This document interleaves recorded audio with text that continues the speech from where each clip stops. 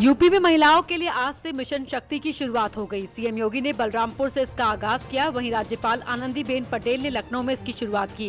प्रदेश में महिलाओं और बच्चों के सम्मान और उनकी सुरक्षा के लिए इसकी शुरुआत की गई है। मिशन शक्ति के कार्यक्रम के लिए बलरामपुर जनपद चुना कि बलरामपुर में बेटी के प्रति श्रद्धा का भाव रखने के लिए, सम्मान का भाव रखने के लिए और जिन लोगों की सोच आज भी नकारात्मक है, विघटनकारी है, उन लोगों के प्रति एक सीधा संदेश देने के लिए 180 दिन के इस अभियान के दौरान प्रदेश के सभी 75 जिलों, 521 ब्लॉकों, 59,000 पंचायतों में महिलाओं और बालिकाओं को आत्मनिर्भर बनने का प्रशिक्षण दिया जाएगा और सुरक्षा एवं सम्मान के प्रति जागरूक किया जाएगा। मिशन शक्ति अभियान अप्रैल 2021 तक चलेगा।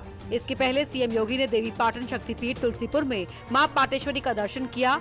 उन्होंने शक्तिपीठ देवीपाटन मंदिर में पूजा अर्चना की, जिसके बाद उन्होंने गाय को चारा भी खिलाया। साध्वी प्राची ने मदरसों को लेकर विवादित बयान दिया है। साध्वी प्राची का कहना है कि मदरसों में आतंकवादी पैदा होते हैं, जिसके चलते सिर्फ असम ही नहीं बल्कि पूरे हिंदुस्तान के मदरसों को बंद कर देना चाहिए। उदित राज हिंदू संस्कृति से अपरिचित है। उदित राज को हिंदू संस्कृति का ज्ञान करना चाहिए। ये हिंदू संस्कृति के आधार है, स्तंभ है कुंभ। लव जिहाद पर सरकार को सख्त से सख्त कानून बनाना चाहिए।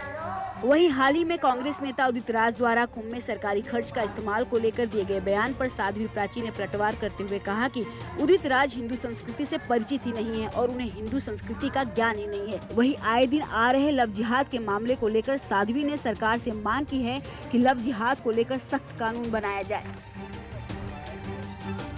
बलिया के बैरिया से बीजेपी विधायक सुरेंद्र सिंह का रोते हुए एक वीडियो सामने आया है। हत्या के आरोपी का समर्थन कर रहे बीजेपी विधायक आरोपी के परिवार के बीच गए थे, जहां वो फूट फूट कर रोने लगे। साथ ही उन्होंने इंसाफ की लड़ाई में धीरेन्द्र सिंह के परिवार के साथ खड़े रहने की बात दोहराई। क्या भरोसा करना है? भरोसा हम क्या जानते हैं कि वो क्या है, कहाँ है, कैसे है जी। सचिव ने आपसे क्या बात हुई? कुछ भी नहीं जी। उधर बलिया हत्याकांड के मुख्य आरोपी धीरेन्द्र सिंह ने अपनी सफाई में एक वीडियो जारी किया है, जिसमें उन्होंने इस घटना के लिए प्रशासन को जिम्मेदार ठहराया। इतनी जनसंख्या थी कि उसमें गोली चल रही थी, धड़ाधड़ कारतूस दुनिया भर के सुनाई दे रहे थे। मैं उस समय मौजूदा एसडीएम और कोतवाल के सामने खड़ा था। जब ये देखा कि उधर गोली चल रही, मैं बोला सर मैं हाथ जोड़ता हूँ, देखिए अभी उधर बवाल हो गया। मैं ये कह रहा था कि बवाल हो रहा है, बवाल हो रहा है, बवाल होगा। आप लोग बार बार कह रहे हैं कि बवाल नहीं होगा। सर ये बताइए ये कौन सी मानसिकता है, कौन सी नैतिकता है? वहीं दूसरी ओर पुलिस ने मुख्य आरोपी धीरेन्द्र सिंह पर 50,000 का इनाम घोषित कर दिया है। हाथरस में जमीन विवाद को लेकर दो पक्षों में खूनी संघर्ष हो गया। दोनों ही तरफ से जमकर फायरिंग हुई, जिसमें 2 लोगों की मौत हो गई। घटना की सूचना पाकर पुलिस मौके पर पहुंची और शव को पोस्टमार्टम के लिए भेजा गया। ये अभी उनके बड़े भाई एक सत्यपाल जी है, वो हरमीर सिंह और हाल सिंह जी को लेके आए। जैसा कि बताते हैं गाँव में मारपीट और गोलीकांड हुआ है, जैसा कि बता रहे हैं वो लोग, और दोनों ही आए मृत अवस्था में आए हैं। मरने वाले दोनों ही शख्स रिश्ते में भाई हैं। खूनी संघर्ष के बाद से गांव में तनाव बना हुआ है। घटना सादाबाद इलाके के नगरिया चावा गांव की है। गांव में भारी संख्या में पुलिस फोर्स तैनात कर दी गई है। पुलिस मामले की जांच में जुटी हुई है। चश्मदीदों से पूछताछ की जा रही है और पता लगाने की कोशिश की जा रही है कि विवाद की शुरुआत कैसे हुई और क्या फायरिंग करने के लिए आरोपियों को उकसाया गया था। वहीं पीड़ित परिवार के सदस्य डरे हुए हैं और पुलिस से सुरक्षा की गुहार लगा रहे हैं। गांव वालों के मुताबिक दोनों ही पक्षों में लंबे समय से जमीन का विवाद चल रहा था, जिसको लेकर पहले बहस हुई और फिर एक पक्ष ने दूसरे पक्ष पर गोली चला दी। गोंडा में राम जानकी मंदिर के पुजारी पर हुए जानलेवा हमले के मामले में पुलिस ने बड़ा खुलासा किया है। पुलिस के मुताबिक पुजारी ने शूटर हायर कर खुद पर गोली चलवाई थी। राम जानकी मंदिर के महंत ने पूरी साजिश रची थी। घायल सम्राट दास साजिश में शामिल था।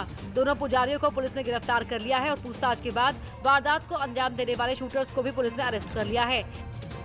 11 अक्टूबर को जो यहाँ पे एक साधु को गोली लगने की मामला थी, उसका सफल अनावरण किया गया है और इसमें मुख्य साजिशकर्ता सीताराम दास और उस गांव का प्रधान विनय सिंह के साथ साथ कुल 7 लोग इसमें गिरफ्तार किए गए हैं। साथ ही साथ इसमें एक अभियुक्त जो सम्राट दास है वो अभी हॉस्पिटल में एडमिट है, जिसे गोली लगी थी, और एक अभियुक्त सूरज फरार है। 11 अक्टूबर को सम्राट दास पर हमला हुआ था। मामले में अमर सिंह समेत 4 लोगों के खिलाफ केस दर्ज किया गया था। मामले में खुलासा होने के बाद अब बेकसूर लोगों के खिलाफ केस वापस लिया जाएगा। वहीं पुलिस मंदिर के पुजारियों से पूछताछ कर ये पता लगाने में जुटी है खुद पर हमला करवाने की असल वजह क्या थी। लौटते हैं कुछ ही पलों में और खबरों के साथ। डालिए नजर कुछ और खबरों पर एक मिनट में। फिरोजाबाद में बीजेपी नेता दयाशंकर की हत्या के मामले में पुलिस ने मुख्य आरोपी समेत 3 लोगों को गिरफ्तार किया है। मुख्य आरोपी वीरेश तोमर, नरेंद्र और देवेंद्र तीनों पुलिस की गिरफ्त में हैं। आपको बता दें कि नारखी थाना इलाके के नगला बीच कस्बे में बीजेपी नेता की गोली मारकर हत्या कर दी गई थी। परिजनों ने इस मामले में 3 नामजद समेत 5 लोगों के खिलाफ मुकदमा दर्ज कराया था। वारदात के वक्त बीजेपी नेता अपनी दुकान पर थे। परिजन उन्हें गंभीर हालत में आगरा ले जा रहे थे, लेकिन रास्ते में ही उनकी मौत हो गई। इसके बाद गुस्साए परिजनों ने एटा आगरा रोड पर देर रात जाम भी लगाया था। आज सुबह जब बीजेपी नेता का शव घर पहुंचा तो परिजनों में कोहराम मच गया। तीनों लोगों को गिरफ्तार कर लिया गया है। इसके बावजूद भी इन 3 के पीछे भी और भी कोई इनके ऊपर इनको बैकअप करने वाले लोग हैं, उनको बख्शा नहीं जाएगा। माननीय मुख्यमंत्री जी के द्वारा स्पष्ट निर्देश है और पूरे परिवार के प्रति उन्होंने हमारे माध्यम से, हम सब के माध्यम से ये संदेश कहलवाया है कि पूरी उत्तर प्रदेश सरकार पीड़ित परिवार के साथ है। पुलिस तीनों आरोपियों से पूछताछ कर ये पता लगाने में जुटी है कि वारदात में कौन कौन शामिल था। साथ ही 2 फरार आरोपियों की तलाश भी की जा रही है। जारी की कुछ ही पलों में यहाँ खबरों का सिलसिला।